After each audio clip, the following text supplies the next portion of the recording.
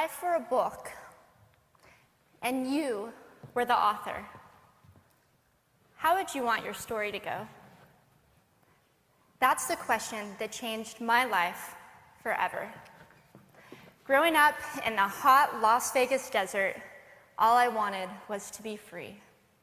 I would daydream about traveling the world, living in a place where it snowed, and I would picture all of the stories that I would go on to tell. At the age of 19, the day after I graduated high school, I moved to a place where it snowed, and I became a massage therapist. With this job, all I needed were my hands and my massage table by my side, and I could go anywhere. For the first time in my life, I felt free, independent, and completely in control of my life. That is, until my life took a detour. I went home from work early one day with what I thought was the flu, and less than 24 hours later, I was in the hospital on life support with less than a 2% chance of living.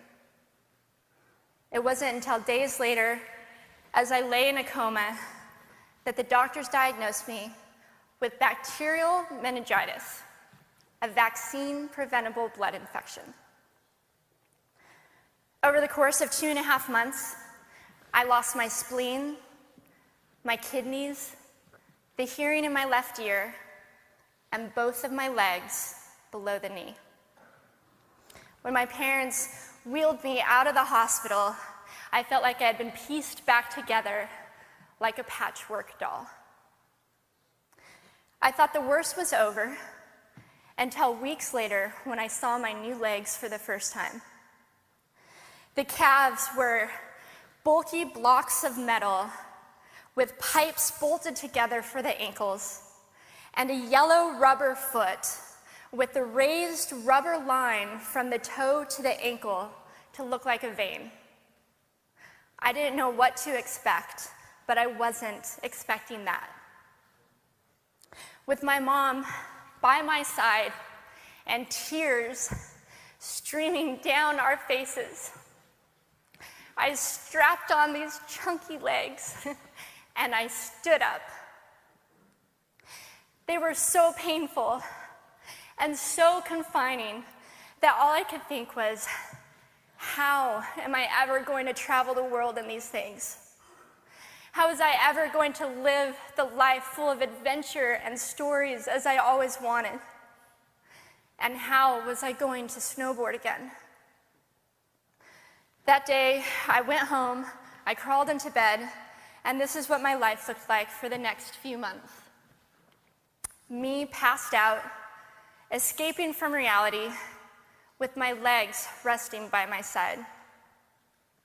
I was absolutely, physically, and emotionally broken. But I knew that in order to move forward, I had to let go of the old Amy and learn to embrace the new Amy. And that is when it dawned on me that I didn't have to be 5'5" anymore. I could be as tall as I wanted.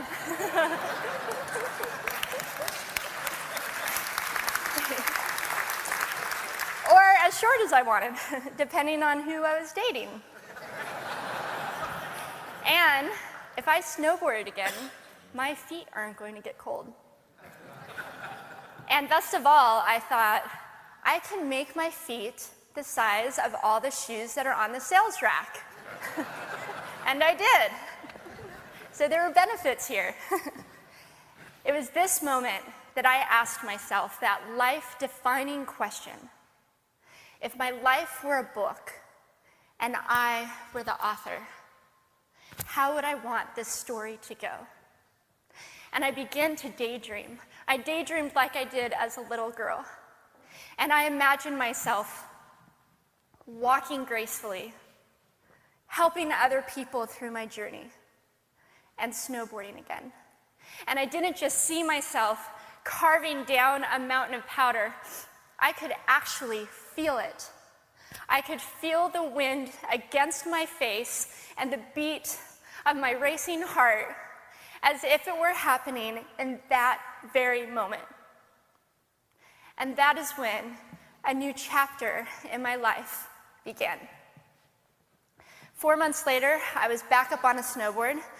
Although things didn't go quite as expected, my knees and my ankles wouldn't bend, and at one point, I traumatized all the skiers on the chairlift when I fell, and my legs, still attached to my snowboard, went flying down the mountain. And I was on top of the mountain still. I was so shocked. I was just as shocked as everybody else, and I was so discouraged, but I knew that if I could find the right pair of feet, that I would be able to do this again. And this is when I learned that our borders and our obstacles can only do two things. One, stop us in our tracks, or two, force us to get creative. I did a year of research, still couldn't figure out what kind of legs to use, couldn't find any resources that could help me. So I decided to make a pair myself. My leg maker and I put random parts together, and we made a pair of feet that I could snowboard in. As you can see, rusted bolts, rubber, wood, and neon pink duct tape.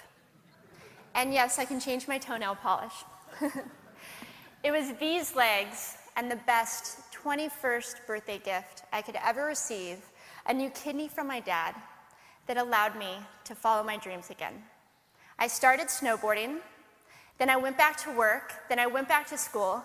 Then in 2005, I co-founded a nonprofit organization for youth and young adults with physical disabilities so they could get involved with action sports.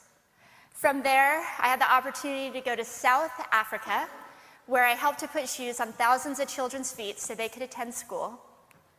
And just this past February, I won 2 back-to-back World Cup gold medals. Thank you.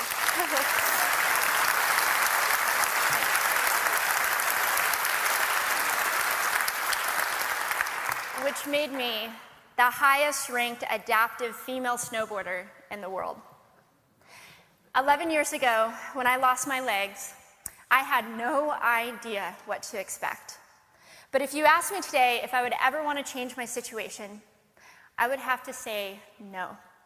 Because my legs haven't disabled me. If anything, they've enabled me. They've forced me to rely on my imagination and to believe in the possibilities.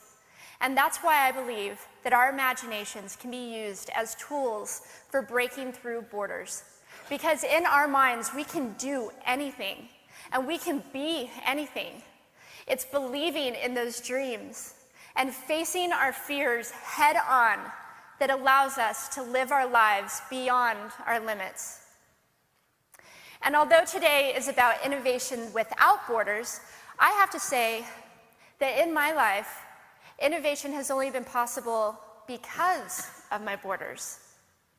I've learned that borders are where the actual ends, but also where the imagination and the story begins. So the thought that I would like to challenge you with today is that maybe instead of looking at our challenges and our limitations as something negative or bad, we can begin to look at them as blessings. Magnificent gifts that can be used to ignite our imaginations and help us go further than we ever knew we could go. It's not about breaking down borders. It's about pushing off of them and seeing what amazing places they might bring us. Thank you.